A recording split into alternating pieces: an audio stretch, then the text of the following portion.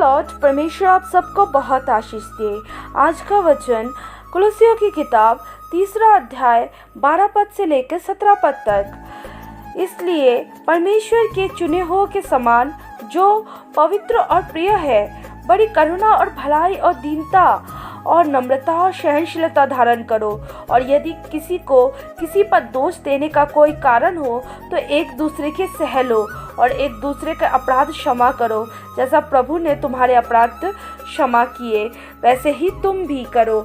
इन सब के ऊपर प्रेम जो वो सिद्धता का कटिबंध है बांध लो। मसीह की शांति जिसके लिए तुम एक देह होकर बुलाए भी गए हो तुम्हारे हृदय में राज्य करे और तुम धन्यवादी बने रहो। मसीह के वचन को अपने हृदय में अधिकाई से बसने दो और सिद्ध ज्ञान सहित एक दूसरे को सिखाओ और चिताओ और अपने अपने मन में अनुग्रह के साथ परमेश्वर के लिए भजन और स्तुति गान और आत्मिक गीत गाओ। वचन में या काम में जो कुछ भी करो सब प्रभु यीशु मसीह के नाम से करो और उसके द्वारा परमेश्वर पिता का धन्यवाद करो। आमेन। इस वचन से परमेश्वर आप सबको आशीष दे। हम इस अध्याय में देख रहे हैं परमेश्वर के चुने हुए के समान। परमेश्वर के चुने हुए कौन है? जो पवित्र है और परमेश्वर के प्रिय है। हालेलुया। वो अपनी बड़ी करुणा और भलाई, दीनता, नम्रता, सहनशीलता धारण करता है। हालेलुया। हालेलुया। परमेश्वर का वचन कहता है इस बड़ी दीनता, करुणा, भलाई, नम्रता, सहनशीलता धारण करो। हालेलुया। जैसे मेरे प्रिय और पवित्र लोग हैं। हालेलुया।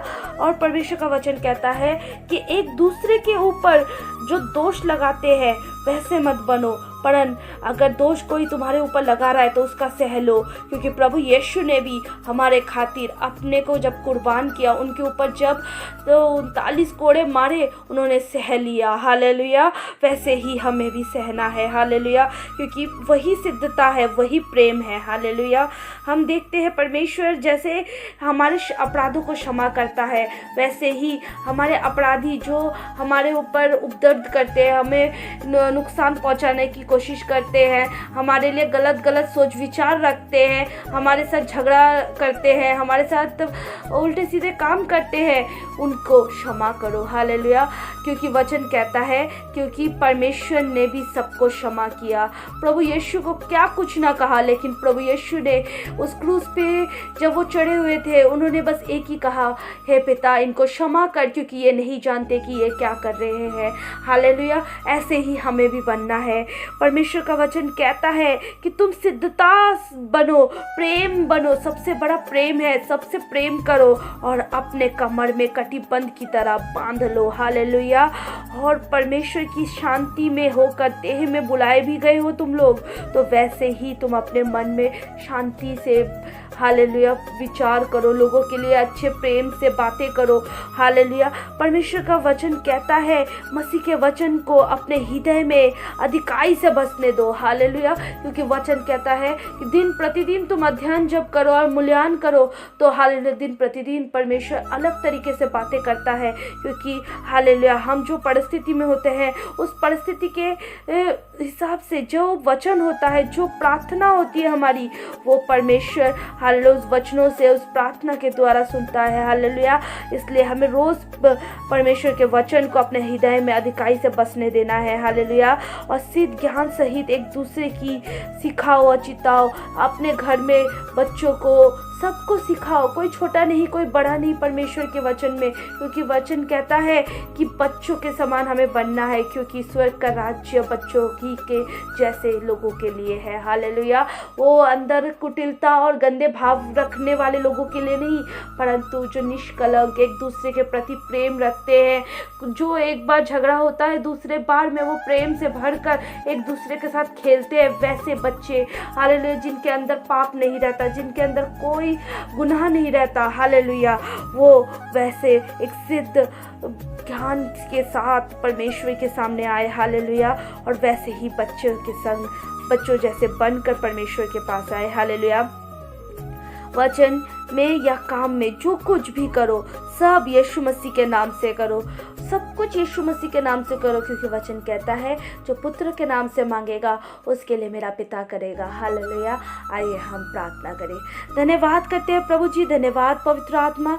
यीशु मसीह हम आपका धन्यवाद करते हैं सुंदर समय सुंदर दिन के लिए प्रभु। जैसा आपका वचन कहता है प्रभु वैसे ही हम अपनी ज़िंदगी में लागू करने पाए प्रभु।